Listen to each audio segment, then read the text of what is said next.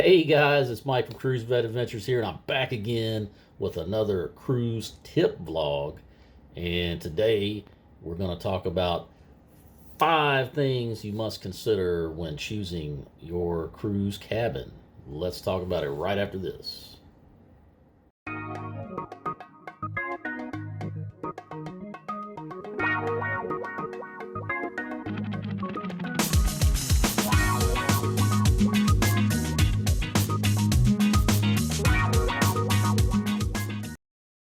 Number one, size of your party.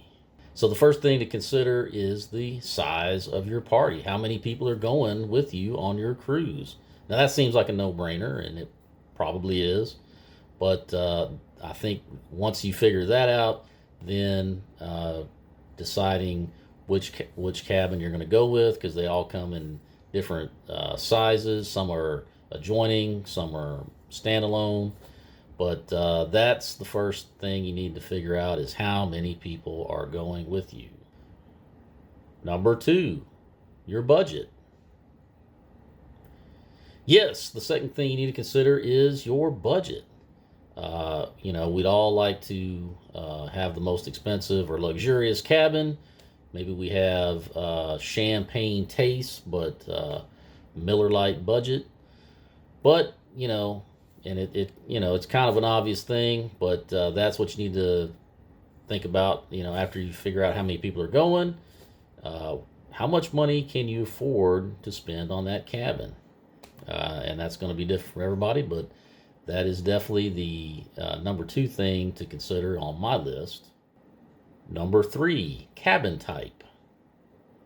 Well, the way I look at it, cruise cabins basically break down into 3 main categories: interior, ocean view, or balcony. And then, of course, you do have your suite category, and there's different levels of suites, different sizes, different amenities. But for the most part, I think the average cruiser, when they're booking a cruise, they're either looking at an interior, ocean view, or a balcony. And you definitely, if you want to save money, then usually the safe bet is the interior cabin. Uh, and then next up from that is the ocean view, which is you're basically getting a window, and that might be those are a little bit more expensive than your interiors, but usually not too much. And if you're one of those people that maybe you're a little claustrophobic, or maybe you just like to be reassured by having some sunlight coming in to make your experience a little bit more enjoyable, then maybe it's worthwhile to spend a little bit extra for that window. And then, of course, you've got your balcony cabin, and those. A lot of people, look at that as, hey, if I'm on a cruise, how much time am I really spending in the cabin? Is it gonna be worth my while to spend that extra money to get a balcony? And that's certainly a valid argument. And then sometimes the destination of the cruise might dictate that too.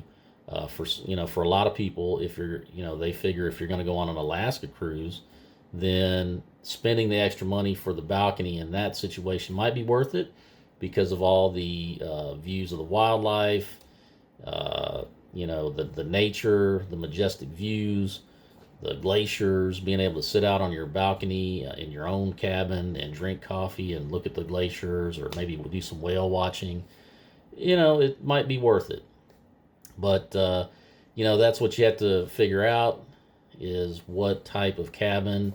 And then, of course, there's also the adjoining cabins that they have. And if let's say you're a family of 4 or more, maybe the parents want to have their own cabin and then have a cabin that adjoins, and their kids stay there. And so that way they've got them close at hand, but they've got that privacy in case mom and dad want to enjoy a little intimate game of chess. Hey, get your mind out of the gutter, guys. Number 4, location. Yes, after you've determined what type of cabin you're going to get, the next thing is location. And You can be forward, you can be midships, you can be aft, you can be on a high floor, low floor. It really all depends. There's different variations on that. And for example, if you're someone that is prone to seasickness, maybe getting a cabin towards the bow of the ship or forward probably isn't the best bet. You might want to be more midships or maybe aft. And then, depending on what activities you're looking forward to enjoying on the cruise, that might dictate where you book your cabin. And for example, if you want to be close to the Lido or the pool deck, you might want to go with a high cabin. Or if you want to be closer to the casino and some of the specialty dining and shopping and stuff, maybe somewhere in the middle, like 5 through 7. And then if you're looking for some peace and quiet, maybe go all the way down into the lower decks, decks 1 or 2. It all just depends. So to answer that part of it, you got to figure out, well, what is it that I'm, looking to do on the cruise? Number 5, perks. Yes, depending on the type of cabin you choose, sometimes there are perks associated with those.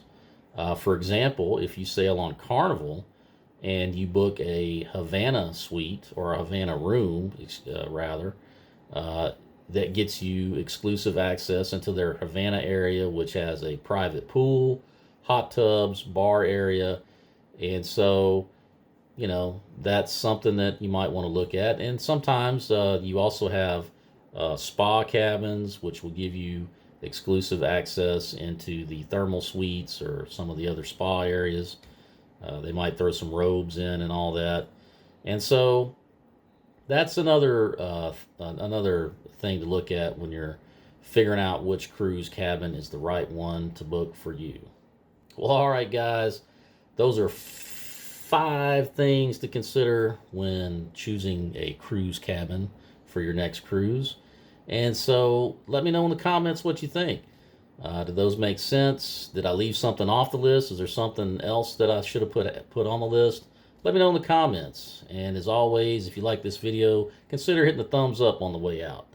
And if you're new to the channel, consider subscribing. It's 1,000% free, helps the channel grow, gets the message out to more people. And I always appreciate anybody that watches, likes, subscribes, shares, comments. And with that, folks, that's going to do it. And I hope you're having a great day. Hope you're enjoying whatever it is you're doing today. And I will see you on the next video. Take care, everybody.